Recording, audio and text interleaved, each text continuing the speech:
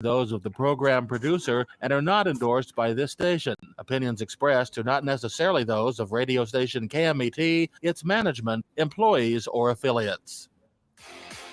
It's time to steer the line. Touchdown! Sports betting, fantasy football, and the latest NFL news. Featuring Loud Esmond, Christian Giordani, Rocky Giordani, and Jeremy James. Bet on us to make you a better. What? Let's get ready to steer the line. What? Good afternoon, everyone. Welcome to another segment of Steer the Line. I'm your host, Christian Giordani. We have my lovely father, Rocky Giordani, joining us here, along with Jeremy James, the pro wrestler, and for a moment, who I thought was a ghost due to his reflection, Mr. Loud Esmond. Weird lighting today. Weird lighting, yeah. How are you guys doing today? Hey, good. All good, man. Good. It's good. So I'm still in Mazatlan, and I heard it's really cold where you guys are, losing the snow. I'm in the snow. Where he lived, but it's snowing where you are too, Christian, right? Yeah. I got the air conditioner on all day and all night. It's 19 degrees here right now. Yeah, I'm really sorry about that. I'm in the high 70s. Oh, I'd rather be at 19 than the high 70s. I love the cold weather. Yeah, I know. Some people dig it, man. Hey, Christian, really quickly, I want to say hello to some new audience. Dulce Quintero, la más hermosa de Sonora. Gracias para juntarnos. Thank you for joining, everybody. All the new people. Very cool. Lou, Loud, you're a famous guy. I'm sorry? You're a famous guy. Well, good. And right now, I put out a hockey pick earlier today. Carolina Hurricanes -1.5 against the Ottawa Senators. At the end of the first period, it's Hurricanes 3, Senators nothing. So when did you start watching hockey, Loud? Yeah. Well, you kind of got me turned on to it a few years ago. And then when COVID hit, and hockey was playing at all kinds of weird times during the day, I started watching more hockey because there was very little going on business-wise, and I was home. And I got turned into a fan of the Vegas Golden Knights. And, I've been following hockey pretty closely, and I've been putting out hockey picks this season, and I'm 7-2. Good job. Speaking of picks, we had our XFL fantasy draft last week, and I guess Rocky was the best one out of picking them all because he's leading our league in fantasy points right now. Right. Now I went on to the I logged on to the site today. No, he's not. Couldn't see my roster. I wonder what that's about. No, wait a minute. I scored more points than anybody in the first week. No, yes, sir. I did. Week 1 you did. Week 1 I did. I'm so sorry. Yeah. No, you had 69.2 points. I had 83.7. I think Rocky's adding his players from last night into his score already. Okay. No. Well, listen. I am not doing anything. I am telling you right now that the site has me on top. But yeah, looks like Christian actually has 83, but he's 0-1. They're adding last night's players, Lou. Loud. That's what they're doing. Okay, it still doesn't make any sense because Rocky scored all of 1.5 points last night, and I scored 46.1. There's no way anybody is ahead of me. There's no way. It's mathematically impossible. It is also. Well, yeah. Look, according to the numbers. Yeah, you can go to the site and complain. I would contact somebody and yell at them loud. Okay, well, hang on. I'm looking at the scores. Christian scored 59.4 week 1. I scored 83.7 and beat him. Well, I think on the top you'll see the total. Jesus Christ. You're adding in this week's scores before the week is over. I'm not adding them in. Loud. I haven't added anybody anything. I can't help what the site does. Oh, my God. I haven't touched a thing. Right. Outside of XFL, let's talk about real football, the NFL. Yeah. Yeah, that's messed up, man, because the XFL has been fun. The XFL has been fun. The first week been amazing. Was really good. Christian, you're the Seahawks. I'm the Rams. All right. So Ram news. The Rams have unceremoniously cut Bobby Wagner. Why are we talking about the Rams? Because they cut Bobby Wagner, and that's big news. Yeah, we were still in the XFL, but okay. Well, all right, 2 words, Derek Carr. Yeah. Visiting the Jets. Okay, are we gonna talk about what happened in the XFL last week? Yeah, let's go over the XFL. And I also assume you have picks for this weekend's game. I do, and all kinds of stuff like that. So look, game number 1, Arlington Renegades ended up coming way back on the Vegas Vipers and beating them 22-20. Now this game was crazy. Down 8 with about 2 minutes left in the game, the Vipers opted to punt instead of going for it on a 4th and 5. I thought that was a terrible decision. I'm screaming at the TV. Vegas gets the ball back with 49 seconds left. And from there, Luis Perez hits Martavis Bryant, former Raider, and then perfect, like 30-yard strike down the field. The only thing their offense had done all game long, by the way, this game was Vipers up 14-3 at half. So he hits then Clinique Sweeting on the next play for a score. That left the Vipers down 2 points. Now, they could have gone for a 3-point conversion from the 10, but no, they go for the tie from the 5. They get it, they tie, and then, in the XFL, you don't have to do an onside kick. You can go opt for a 4th and 15 from your own 25. They did that. My God, they got it. They got a 20-yard pass play. It was awesome. At 4th and 15. Wow. Then they go down the field after that. They have a desperation play. They don't get it. And it ends up the Renegades still end up winning the game 22-20. Now, I had Vegas plus 3.5, so I covered in that game. Any comments on Renegades Vipers, Rocky? Yeah, it's an interesting rule, the 4th and 15. I bet that Joe Burrow would take that. I bet a bunch of quarterbacks would like to have that instead of an onside kick, because that's basically about what it comes down to. You have to make a play.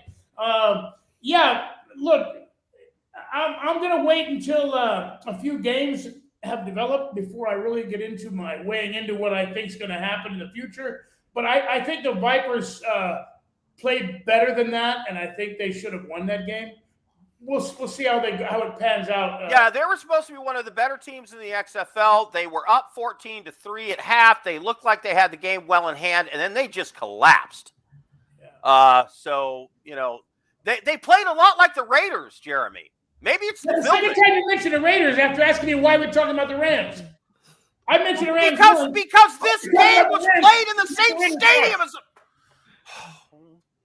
Why are we talking about the Rams? Why are we talking about the Raiders? Because there's a tie-in. The Vegas Vipers play in the same stadium as the Raiders. Right. I see. Okay. I gotta say, when it comes to the games, though, I love the 4th and 15 rule. Oh, love it. It's great. The 1, 2, or 3-point conversion is fantastic. I like the kickoff, the way they do it there to avoid the injuries. I think it's smart. I think it gives a lot of opportunities for returns. And they get their reviews done fast, quickly. Yeah, the clock keeps running. They're doing a lot. There's no delays. They're the way they handle where you can hear all the referees talking and the command center talking. There's total transparency. The thing that drives me nuts in the NFL right now is there's a catch, non-catch, whatever, fumble, non-fumble. They stop the game for 5 minutes, and they're showing you the field where nobody's moving and a referee's looking into a hood and nothing. And you sit there. Pisses me off. Another rule I didn't realize until I don't remember what game it was, but I was watching the game. Receiver caught a nice long pass out of bounds. 1 foot in. 1 foot in. The whole crowd's like, oh, but it was good because college rules 1 foot in the XFL counts. So it was really a lot of fun to watch. And I think one of the things that really gave them a leg up on the USFL was teams having their own all their stadium. players? No, their teams having their home stadiums. Yeah. There were actually crowds there, local crowds who was into the team, into the game. Oh, Arlington, and it made it so much more fun to watch. Arlington filled the stadium. They drew 24,950. Now, was that might have had great. something to do with the fact that they were trying to set the world record for the longest beer cup snake. Best part in sports. So they don't know they didn't play all the games in the same stadium this year at all. No, the SFL, everyone has their own home stadiums. Mm-hmm. Cool. Which makes it Houston all fun. Roughnecks. Saturday Home night, the team. Houston Roughnecks, led by octogenarian almost Wade Phillips, just crushed the Orlando Guardians 33-12. My favorite moment in this game is when there were 16 seconds left in the game, and the Guardians are up 33-12. And after a 3-yard run, the coach of the Guardians calls a timeout. To which Wade Phillips, I guess, doesn't realize he's on mic. And he goes, "Man, that guy's stupid. It's obvious he's never been a head coach." and the announcers are like, "Whoa, okay. Wade Phillips letting his..." It's been awesome. A lot. It's been so much fun to watch. It really has been. That was the way so good. The presentation of the entire league has been great. Good job on ESPN and the XFL, the new ownership. It's been a lot of fun. By the way, the Houston Roughnecks look like they might be the best team to me. They put about the best performance. How about them Battlehawks with 2 comeback wins? We'll get there to this. Let me just finish this game. I'm waiting for that one. Let me finish this game. By the way, I just want to point out Paxton Lynch, who was starting at quarterback for the Orlando Guardians, was benched, which means he was a bust in the NFL. He was a bust in the CFL. He was a bust in the USFL. And now he's a bust in the XFL. That's got to be some kind of record, right? Yeah. Yeah. Has he tried the Arena League yet? I don't know. No, I don't think so. Quite a claim to fame. Yeah, that's when you're a first-round draft pick in the NFL and you can't stick with the Saskatchewan Roughriders, yeah, just saying it might be over. Bottom line in this game, there were 7 sacks, 2 interceptions, a fumble recovery. The Roughnecks defense is, woo, man, Wade Phillips has got them playing some D. Bottom line in that game, the Guardians suck, and the Roughnecks are really good. I don't know how much we really know about the Roughnecks because the Guardians are that bad. Well, I think what we're seeing most importantly, besides the fact that it has their own stadium now, which is a huge, huge jump, is that the teams are going to be better now. They got some results of how it's going to go on TV, how many the viewership, they know it's worth it. I think they're spending more money this year, and they're catching on to some better coaching, and I think it's going to be a better year this year than it was last year. Obviously, every stadium drew no less than 12,000 people. Cool. So that's a good sign, and the viewership is very good from everything I'm hearing. Yeah. By the way, Jeremy, you asked about those St. Louis Battlehawks, led by A.J. McCarron. First week, they beat the Brahmas, the Rocks team. Well, he doesn't own them; he owns the league. But the Brahmas and the Brahma Bowl, yeah. If anyway, the Rock, the game started slow. It was 6-3 going into the fourth quarter. It ended up 18-15. Now, this game was crazy.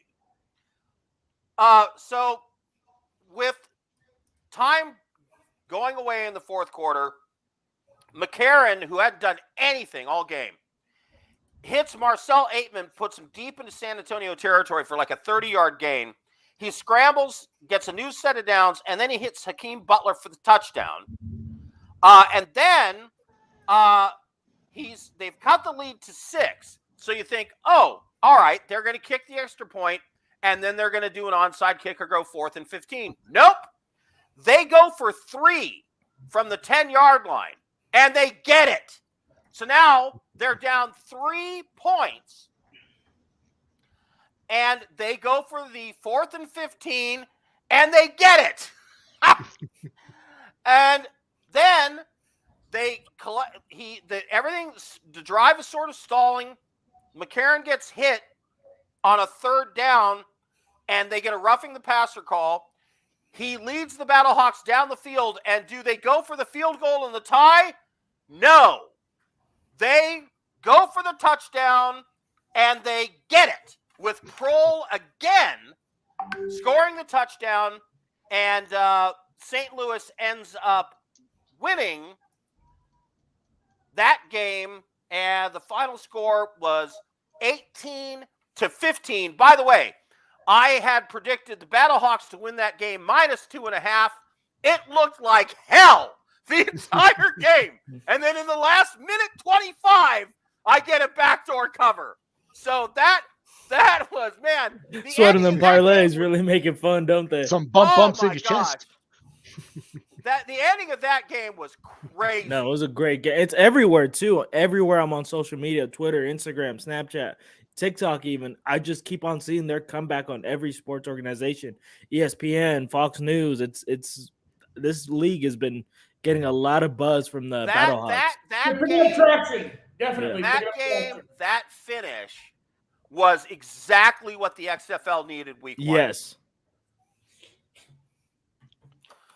Well, Yeah. then they did it again on their.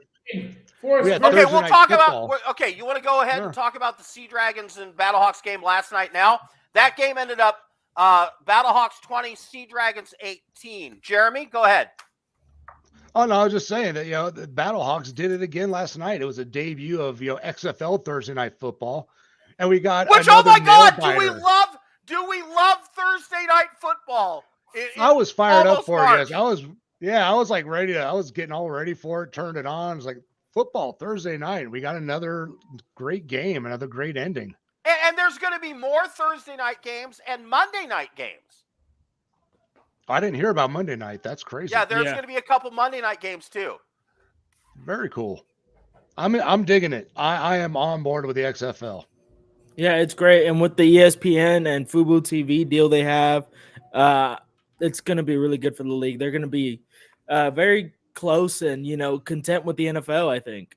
Well, honestly. I gotta tell you, the biggest disappointment so far, especially because of where I spend most of my time now, is the Seattle Sea Dragons were billed as being one of the better teams in the league. They have the most experienced group of coaches. I mean, you have Wade Phillips with the Roughnecks, but you've got June Jones, the offensive coordinator for the Sea Dragons. You've got Jim Haslett as the head coach of the Sea Dragons. You've got Josh Gordon playing for the Sea Dragons. You've got Ben DiNucci, who, played for the Dallas. What are they? The Dallas. They're in the NFL. The Dallas what? Cowgirls. Yeah, right. Oh yeah, I can't remember Cowgirls. the name because they're totally irrelevant for the last 25 years. So the Sea Dragons are 0-2. Bad. They lost. Yeah, it's kind of disappointing. I have their quarterback in fantasy. It's bad for me. The DC Defenders beat them week 1, 22-18. By the way, Ben DiNucci dropped back 56 times to pass in that game. Completed 35 for 282 yards. Josh Gordon had a touchdown and 74 yards. I picked him, by the way, first in the XFL draft. And, the Defenders, they started Jordan Ta'amu, but they replaced him with De'Eric King partway through the game. And neither one could do much of anything. The Defenders were outgained 331-177, but the defense of the Defenders, here's their drives. Of the 3 touchdown drives for the Defenders, they went for a combined 14 yards. Michael Joseph returned an interception for a pick 6. Michael Jones caught another interception, brought it inside the 20 to set up a score. And it was just ridiculous. The Defender defense won that game for them, and the Sea Dragons choked it away. By the way, I had the Sea Dragons -1.5 in that game, so that left me with a record of 3-1 in the first week for a 75% win percentage. The Sea Dragons lost again last night. They're 0-2, and with as few games as you play, that's more like 0-4, 0-5 in NFL terms. That's tough, Jeremy. Yeah, no, it's a rough start for anyone who starts 0-2 in a 10-team or a 10-game season. So, we'll see if they can bounce back. Still a lot of XFL football to go. I got to ask, how old is June Jones? Because I don't know if you saw him stalking around the sidelines. He's almost 70. He looked like he was about 110. He looked like the emperor. He is 70. Stalking around. He looked just ancient on the sidelines over there. I couldn't believe when I saw him. I was like, June Jones is still coaching and Maybe walking they should around. call him Autumn. Maybe they should call him Autumn or Winter Jones. Maybe January Jones. Just throwing it out there. I have a Jones for January. All right, Christian, the odds in the games this week, please, for the XFL, run them through for us. We have 3 left to play. Second. Oh, my gosh, I can do that faster than you. Well, hit me. Week 2, right? Yeah, week 2 XFL. Yep. Oh, now okay. Hidden Vegas Insider. Oh, come on. My bad. Well, this is gripping radio.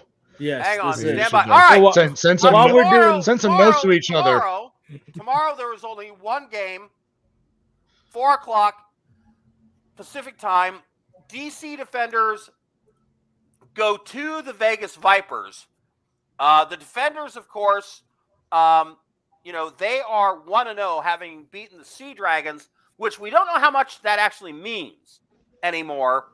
The Vegas Vipers were supposed to be one of the better teams. It's Vipers -3. Gentlemen, your picks. Oof. I like the Vipers at home. Yeah, I do too. -3, I'll take them. Yeah, it's -3.5 what I'm looking at now. But All right, I have the Defenders +3.5 in that game. I think the Vipers aren't actually very good. all right. Then San Antonio goes to Orlando to beat on the Guardians as well. I actually picked this game and put my money down when it was -3. It's Still now -3. Brahma's -4 at Orlando. Gentlemen, your picks, please. Go ahead. Who is it again? San Antonio versus Orlando. Yeah, it's San Antonio. No. I don't think Orlando's got much Is it the going on. Brahmas and the Guardians? Mm-hmm. Yes. So anybody want to pick? I'm take San Antonio as well. Kind of I'm piggyback off Jeremy. I took the Brahmas -3 earlier in the week, and now it's Brahmas -4 or Guardians +4. I wouldn't take the Guardians +10.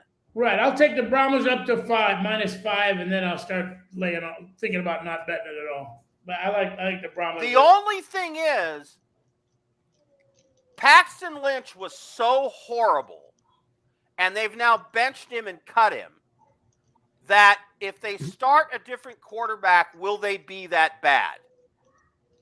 So we'll see. That's the only thing that worries me.